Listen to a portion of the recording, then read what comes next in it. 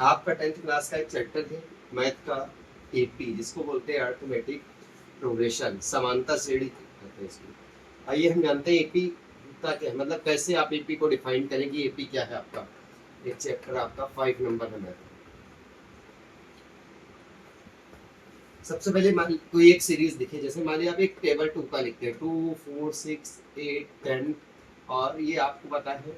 वैसे हम जनरल 10 तक लर्न करते हैं, लेकिन आप इसको लिख सकते हैं जितना भी चाहे उतना लिख सकते हैं। ये 2 का टेबल आप 20 टाइम लिखे तो आप 40 लिख देंगे। अब ऐसे ये दिखा हुआ है, इसमें देखिए एक सीरियल नंबर ऐड होता है। क्या ऐड होता है सीरियल नंबर में, आप देखिएगा इसमें भी 2 ऐड है, इसमें भी 2 ऐड, इसमें भी 2 ऐड, और इसमें भी लगातार कितना 2 2 ऐड होगा। मतलब क्या हुआ, एक आपका डिफरेंस मिलता है, या तो ऐड का डिफरेंस होता है या आपका सब्ट्रैक्ट का डिफरेंस होता है। मतलब या तो जुड़ता है नंबर या घटता है। जैसे कोई सीरीज मान लीजिए आप, इसे प्लेट करिए, 11 लिखा है, फिर 9 लिखा हुआ है आपका, फिर 7 लिखा है, फिर आपका 5 लिखा है, फिर आपका 3, फिर आपका 1, और फिर ऐसे। ये सीरीज में आप देख रहे हो क्या हो रहा है, एक नंबर आपका क्या हो रहा है, इसमें क्या हो रहा था, एक सेम नंबर ऐड हो रहा था, और इसमें एक सेम नंबर क्या हो रहा है आपका सब्ट्रैक्ट हो रहा है। 2 आपका माइनस हो गया, 2 माइनस हो गया, और यहाँ भी 2 माइनस हुआ, ये भी 2 माइनस हुआ, और ये भी आपका 2 माइनस हुआ।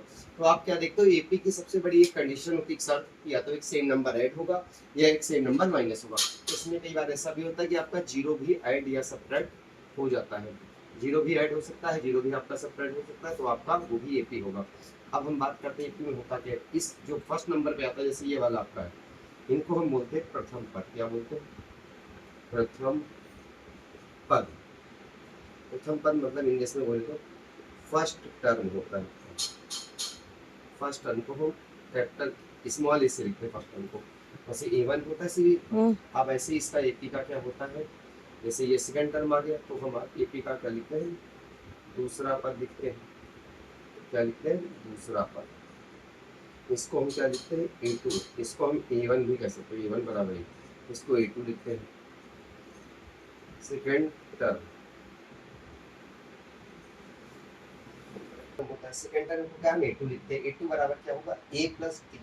ये जो डी आया है, ये आपका जो डिफरेंस था, ये आपका डी आ गया। मतलब फर्स्ट टर्म में तो कुछ ऐड नहीं होता भाई, आपका 2 था 11 था, नहीं सेकंड टर्म में क्या होता है, एक नंबर या तो ऐड करेगा या तो वो प्लस का होगा या माइनस का, लेकिन सीरीज में ऐड ही होगा। अगला फिर ऐसे ही आता है आपका तीसरा पद।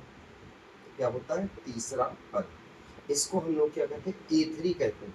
इसका फॉर्मूला होता है ए प्लस डी। देखिए एक बार ए था, इसमें कोई डी नहीं था, मतलब जीरो डी था। अगली बार आपका ए प्लस डी हो गया, सेकंड टर्म दूसरा पद हो गया, ए2 से लिखा जाता है। तीसरा पद आपका क्या हो गया, थर्ड टर्म आपका हो गया, थर्ड टर्म।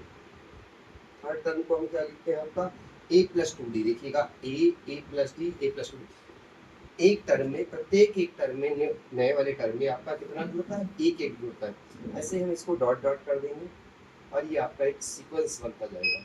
तो इस सीरीज में क्या होगा, पहला दूसरा तीसरा चौथा पांचवा ऐसे चलते जाएंगे, तो हमारा एक लास्ट तक टर्म चला जाता है। क्या हो जाता है उसका, बोलते हैं हम आपका एनवा पद। लेकिन उससे पहले हम जान लेंगे डी, जैसे मानो हमको कोई सीरीज दी होगी तो हम उसमें से डी कैसे निकालेंगे आपका। जैसे इसका पहले एनवा पद हम लिख देते हैं, आपका लिख देंगे एनवा पद, मतलब अंतिम पद भी कह सकते हैं। क्या कहते हैं, nth टर्म, nth टर्म। इसका फॉर्मूला होता है e plus N 1 minus A into D. इसका फॉर्मूला क्या होता है, nth टर्म एनवा पद का e plus N 1 minus A into D. अब आपको ए तो पहले से क्लास क्या है, क्लासिफाई प्रथम पद है आपका, क्या है, प्रथम पद है, फर्स्ट टर्म है आपका। एन जितने भी पद हो, पहले 2 4 5 10 15, 4 2 कुछ भी पद हो सकते हैं, तो एन बताएगा पदों की संख्या। क्या बताएगा, पदों की संख्या, नंबर ऑफ टर्म बताएगा। अब क्या बताएगा, नंबर ऑफ टर्म। डी क्या होता है, तो भैया होता है डी सर्वांतर होता है, सर्वांतर, सर्व। इसको इसको कुछ ऐसे भी लिख देते हैं, जैसे आपका सर्वांतर।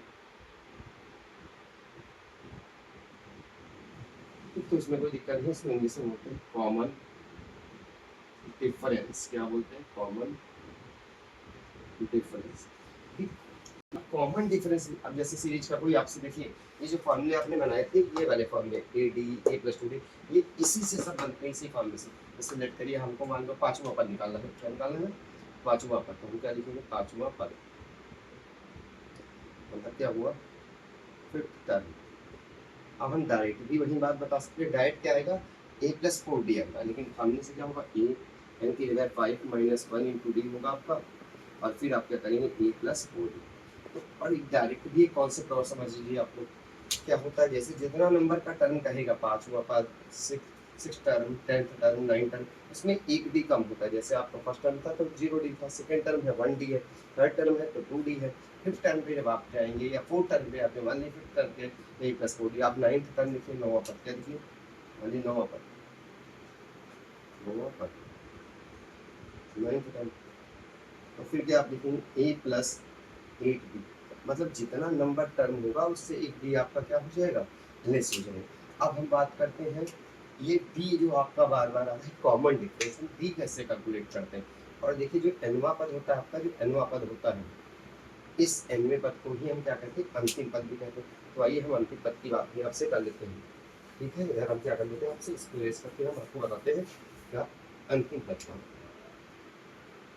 अंतिम पद लास्ट टर्म,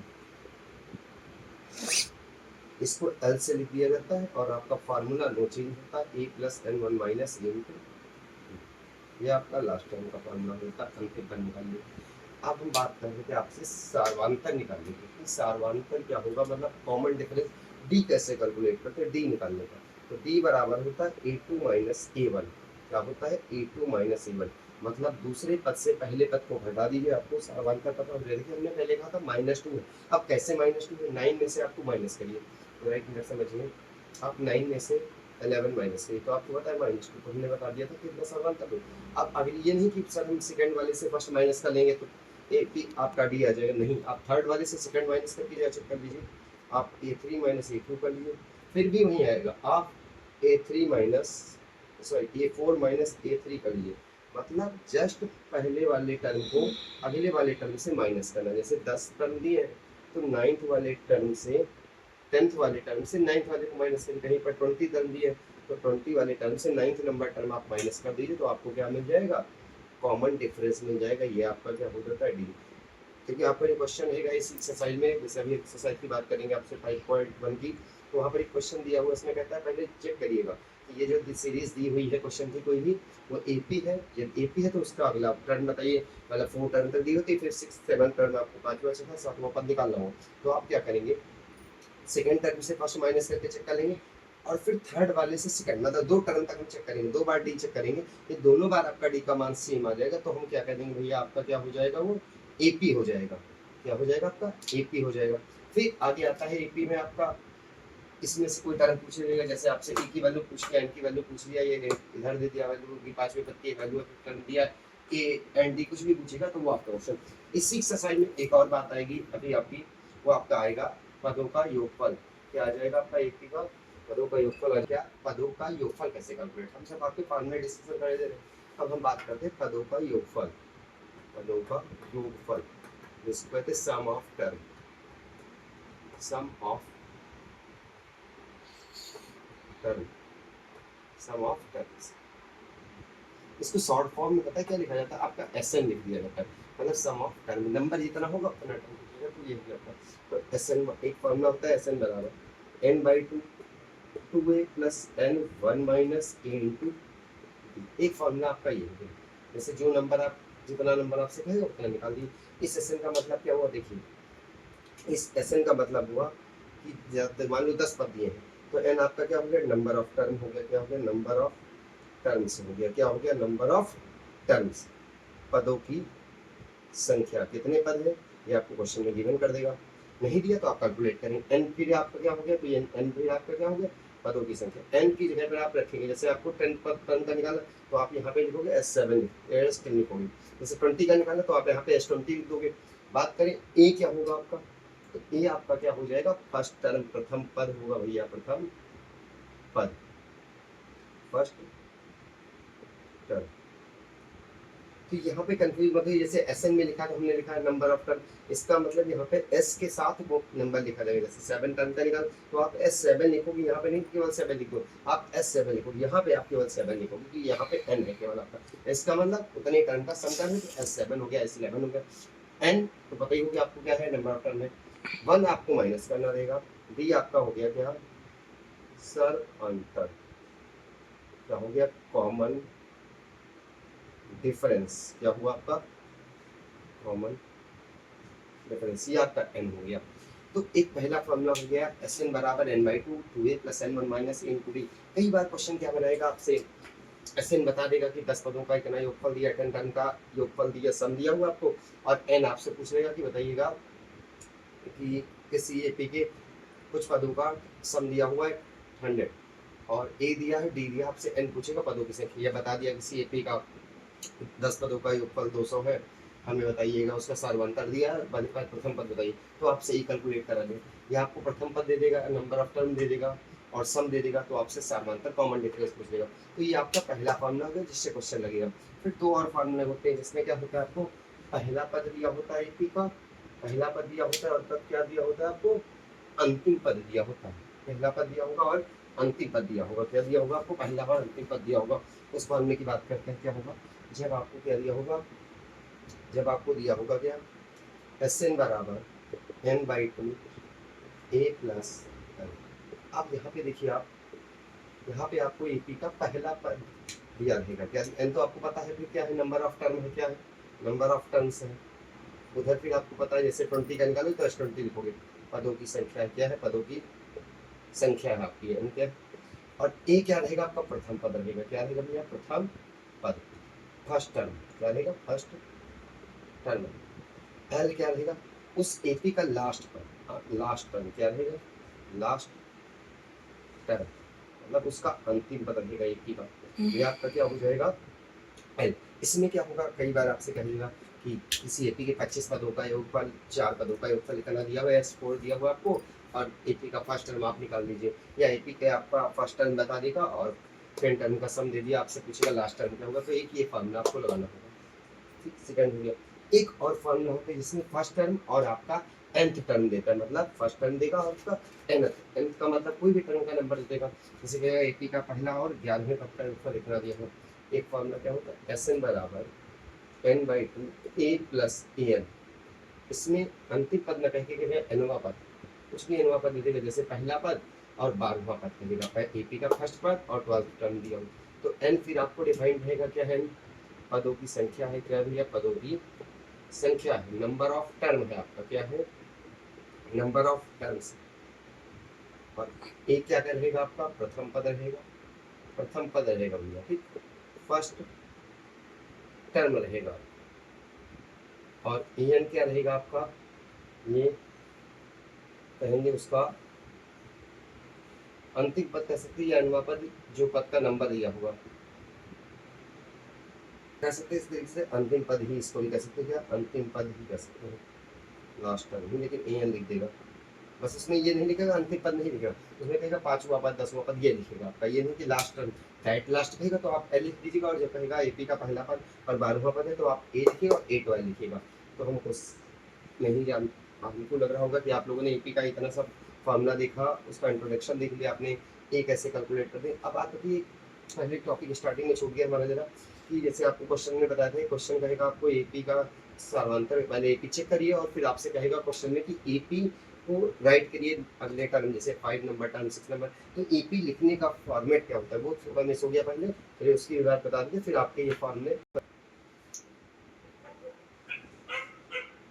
चलिए उसको हम ये डिस्कशन कर देंगे आपका, था स्टार्टिंग का आपका, कि हम पदों को सीरीज कैसे लिखेंगे, तो एपी कैसे लिखी जाती है, भाई एपी जैसे लिखनी है, समांतर श्रेणी आपको लिखनी है एपी, तो उसका फॉर्मेट क्या रहता है, एपी लिखने का तरीका क्या होता है, तो ए रहेगा आपका, ए प्लस डी रहेगा, ए प्लस 2 डी रहेगा, ए प्लस 3 डी रहेगा, ए प्लस 4 डी रहेगा, और भैया डैट डैट डैश लास्ट में क्या हो जाता है, जो नंबर कहेगा उस नंबर तक आप जाओगे। ये एक फॉर्मेट होता है एपी का, इसको बोलते हैं, आपको पहले पता है, फर्स्ट टर्म बोलते हैं, क्या बोलते हैं, फर्स्ट टर्म,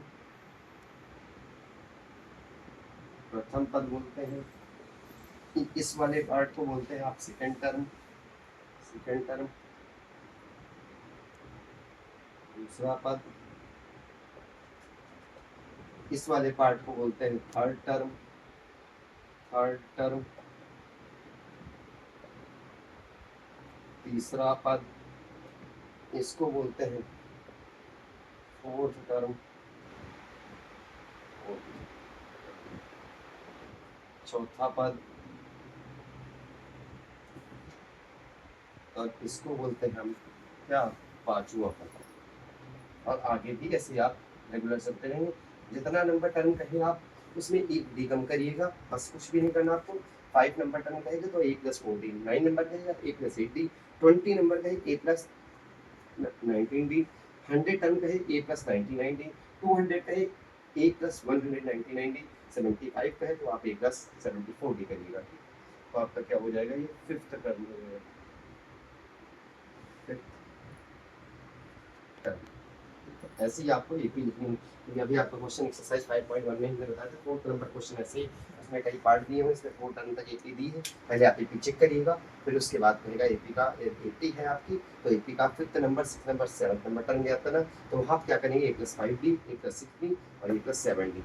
आप इसको स्टडी करिएगा और कोशिश करिएगा कि इस चीज़ों में आपको कोई डाउट ना रह जाए। आपको डाउट रहता है तो आपको फिर आगे इसका कोई इन्फॉर्मेशन आगे फिर से प्रोवाइड करिए। Thank you.